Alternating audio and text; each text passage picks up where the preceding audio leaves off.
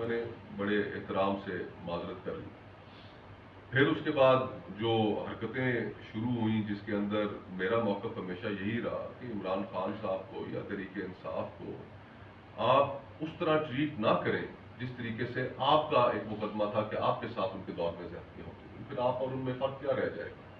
وہ اگر تقریر کرتے تھے امریکہ میں کھڑے ہو کے کہ میں کمروں سے اے سی اتار دوں گا, میں اگر کسی کے ساتھ انہوں نے رانا ثناء اللہ صاحب پہ ان کے دور حکومت میں ہیروئن ڈال دی گئی, کسی نے پاکستان میں تسلیم نہیں کیا. تو اس چیز کا جواب آپ کا جو مقدمہ ہے وہ ایک بہتر مقدمہ ہونا چاہیے, اس کے اندر پولیٹیکل وکٹمائزیشن نہیں ہونی چاہیے, اس لیے کہ 90 کی دہائی آپ نے گزاری, 90 دہائی کی جو ایکسپیرینسز ہیں وہ آپ دو جماعتوں کے پاس ہیں. اور اگر ہم یہ رویہ ان کے ساتھ رکھیں گے تو پاپولیرٹی کو تو ایک سائڈ پہ چھوڑیے, ہم اپنی جسٹیفیکیشن کس طرح دیں گے لوگوں کے ساتھ؟ تو ہائی مورل گراؤنڈ آپ کو رکھنا چاہیے تھا اور وہ نہیں رکھ پائے. جہاں جہاں پر زیادتی ہوتی رہی اس کے اوپر, چاہے وہ عمران خان صاحب کے دور میں مریم نواز صاحبہ کے ساتھ ہوئی تو اس پہ میں نے اظہار رائے کیا, کسی اور کولیگ کے ساتھ ہوئی, پیپلز پارٹی میں کسی کولیگ کے ساتھ ہوئی اس کے اوپر کیا, اور اگر پی ٹی آئی میں بھی کسی کے ساتھ ہوئی تو وہ بھی کیا. اور پھر وہ باتیں شاید پسند نہیں آئیں. وہ مین پوائنٹ کون سا تھا جہاں سے جڑے؟ بس وہ ان کو گفتگو شاید پسند نہیں آئی اور ان کا خیال تھا, مجھے کہا گیا کہ آپ زبان بندی کر لیں, آپ چپ ہو جائیں. میں کہتی میں اپنا جو فریڈم آف ایکسپریشن ہے اس کو تو ایکسرسائز کرتا رہوں گا, وہ تو ایک میرا اختیار ہے اور اس کے اوپر میں کبھی کمپرومائز نہیں کروں گا. اور اگر اسٹیبلشمنٹ کے دباؤ میں آپ سے استعفیٰ دیا, یہ اس کا جواب تو وہ دے سکتے ہیں جنہوں نے استعفیٰ مانگا. پارٹی والے پارٹی والے یہ تو وہ بتائیں کہ ان کے اوپر کس نے دباؤ ڈالا یا انہوں نے اپنے خود سے یہ فیصلہ کیا. یہ بتانا تو ان کا کام, یہ بتانا تو ان کا کام ہے کہ اگر ان کے اندر اتنا مورل کرج ہے تو وہ بتائیں. میرے سے تو انہوں نے استعفیٰ مانگا, میں نے کہا حاضر. آپ کرتے کیا تھے انسانی حقوق کمیٹی میں؟ ارد گرد کچھ بیانات آپ کے, پارٹی کو مسئلہ تھا, اسٹیبلشمنٹ کو مسئلہ تھا, یہ تو پارٹی خود بتائے گی کہ انہیں کیا مسئلہ تھا. آپ نے بے بس کر دیا تھا پارٹی کو اس پوزیشن میں لے گئے جہاں پہ وہ کیا کرتے ہیں, آپ کو نہ بھیجتے پارٹی سے, ان کا آپ پاکستان پیپلز پارٹی کی تاریخ سے واقف ہیں.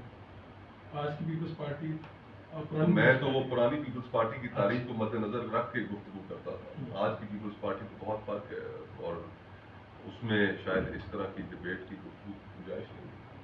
بلاول صاحب سے آپ کی ملاقات کیا گفتگو؟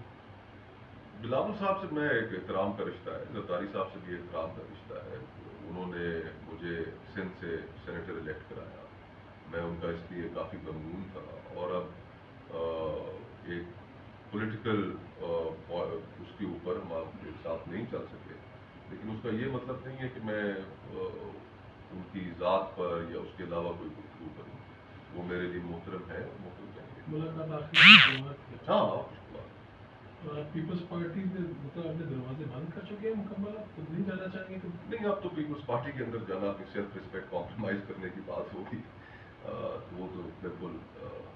آپ میرے خیال میں کیلکولیٹ, دور اندیش آدمی ہیں, آپ کیلکولیٹ کر چکے تھے کہ آگے کیا حالات. اگر دور اندیش ہوں تو میرا نہیں خیال, میں جو چیز ایک دم احساس ہو, دل کو لگے, میں اس کے اوپر فوراً ری ایکٹ کرتا ہوں. دور اندیش آدمی تو ایسے نہیں کرتا.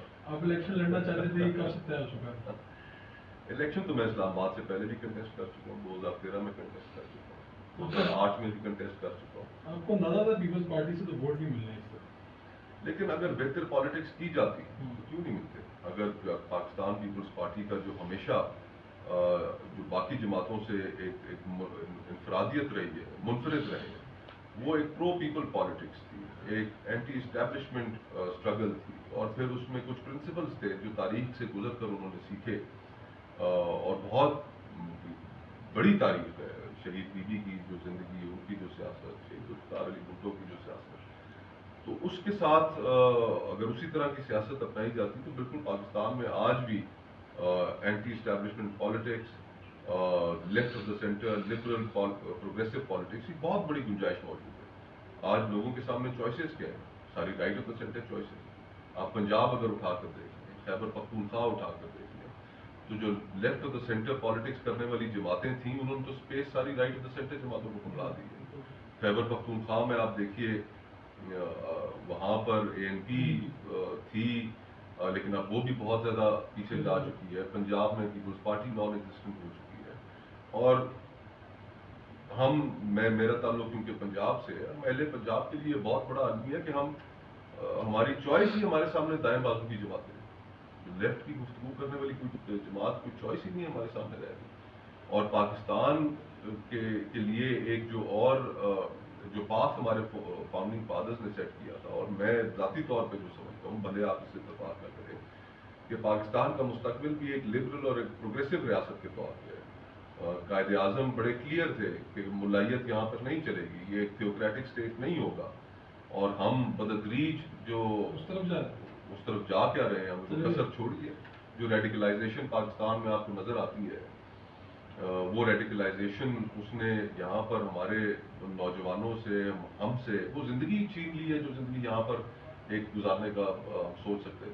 آپ کی اور پیپلز پارٹی کے جو موقف میں اختلاف تھا، اگر آپ والد مرحوم کی زندگی میں ان کے سامنے رہتے تو وہ کیا اس پہ آپ کو کہتے تھے یا رکھا کبھی آپ نے؟ نہیں، انہوں نے مجھے ہمیشہ بہت سپیس دی. انہوں نے کہا کہ میں جس وقت سیاست میں قدم رکھا میری عمر بہت کم تھی، 30 سال کی عمر میں مشیر بنا، کابینہ کا حصہ رہا. انہوں نے کبھی مجھے میرے سیاسی فیصلوں کے اندر کبھی میرے اوپر کوئی پریشر نہیں ڈالا.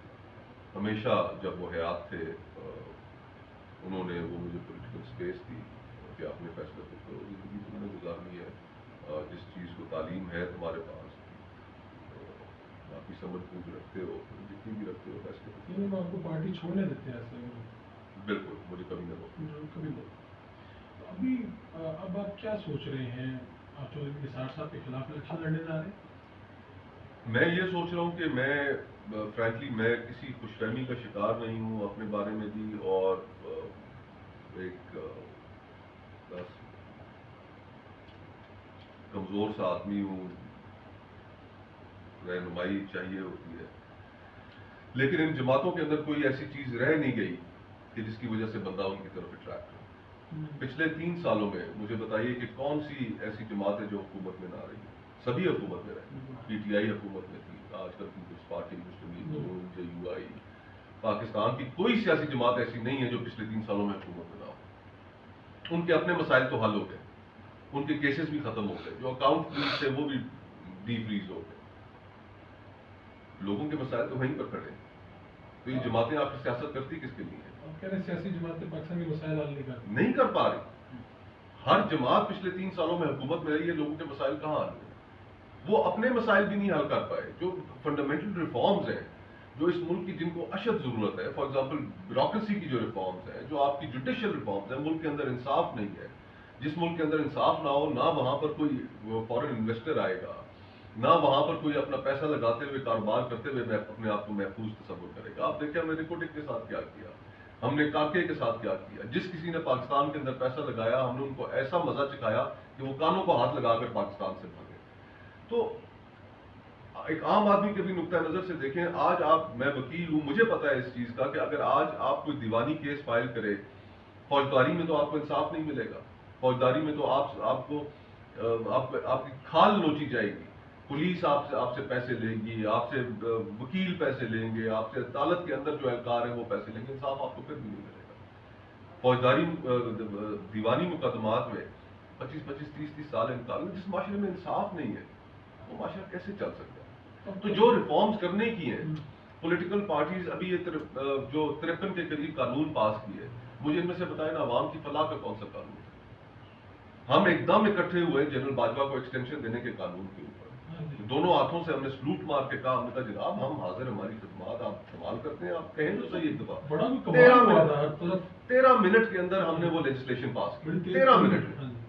ایسے عام طور پہ جیسے کبھی میں ایک پروسیس ہے لیجسلیشن کیا دیکھا تھا اس کو؟ 13 منٹ کے اندر جو لیجسلیشن پاس ہوئی، وہ کیوں پاس ہوئی؟ وہ اس لیے پاس ہوئی کہ ہمارا عوام کے ساتھ ہماری پرائرٹیز میں شامل نہیں ہے. ہم عوام کی فلاح کی کوئی لیجسلیشن ہو، وہ سالہ سال پڑی رہتی ہیں، ان کے اوپر کوئی گفتگو نہیں ہوتی. تو ہمیں فنڈامنٹلی یہ پولیٹیکل پارٹیز جو ہے وہ حکومت میں تو آ جاتی ہیں لیکن لوگوں کے مسائل حل کرنے میں تو ناکام رہی ہیں. تو میں اس وجہ سے سمجھتا ہوں کہ آنے والا الیکشن میں تو بطور آزاد امیدوار لڑوں. اور اس کے اندر اپنا مقدمہ، اپنی سوچ میری لوگوں کے سامنے موجود ہے. اگر اسلام آباد اور راولپنڈی کے اس حلقے سے جہاں سے میں لڑنا الیکشن چاہ رہا ہوں، اگر لوگوں نے وہاں سے مجھے میری اس سوچ کی کوئی پذیرائی کی تو میں ممنون ان کا رہوں گا، اگر نہیں کی یہ ان کا فیصلہ ہے.